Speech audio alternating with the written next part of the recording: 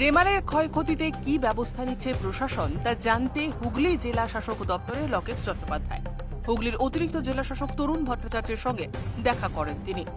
রেমালে হুগলিতে ফসল ঘরবাড়ির ব্যাপক ক্ষয়ক্ষতি হয়েছে। যেহেতু নির্বাচন আচরণ বিধি এখনো লাগু রয়েছে, দলগতভাবে কোনো সাহায্য করা যাবে না। প্রশাসন ক্ষতিগ্রস্তদের পাশে দাঁড়াতে পারে। জেলা প্রশাসন কিভাবে তাদের পাশে দাঁড়াবে তা নিয়ে আলোচনা করেন তিনি।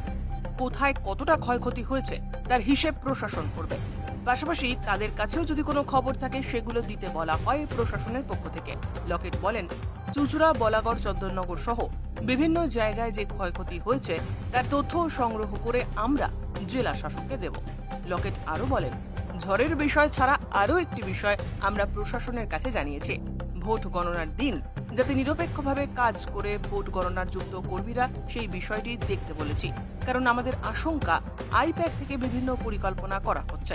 স্বচ্ছতার সঙ্গে গণনার কাজ যাতে করা যায় সেই বিষয়টি আমরা জানিয়েছি। যারা গণনার কাজে যুক্ত থাকবেন তাদের ব্যাকগ্রাউন্ড যাতে চেক করে নেওয়া হয়। বিষয় দুটো নিয়ে এসেছিলাম এখানে। একটা হচ্ছে সাইক্লোন রেমেল যেভাবে ক্ষয়ক্ষতি হয়েছে তার জন্য আমরা কিভাবে তারা সাহায্য করবে, কারণ এখন থেকেই আমরা নির্বাচন কমিশনের আন্ডারে রয়েছি। কিভাবে কি সাহায্য করবে তাদের সাথে একটা কথাবার্তা বলতে এসেছিলাম। তারা জানিয়েছে যে কোথায় কি হয়েছে, আমাদের তরফ থেকে যদি কোনো ইনফরমেশন আসে সেগুলো আমরা এখানে দিলে ওনারা পুরোপুরি ভাবে সাহায্যের হাত বাড়িয়ে দেবেন।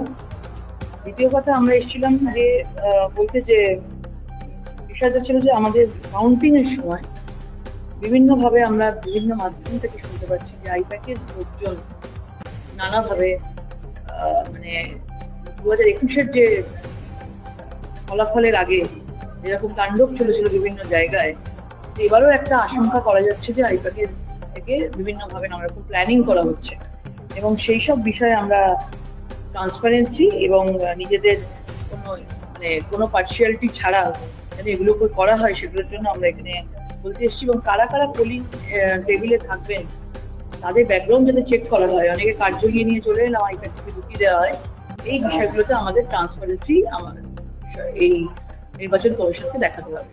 এই দুটো বিষয়ে আমরা এসেছিলাম।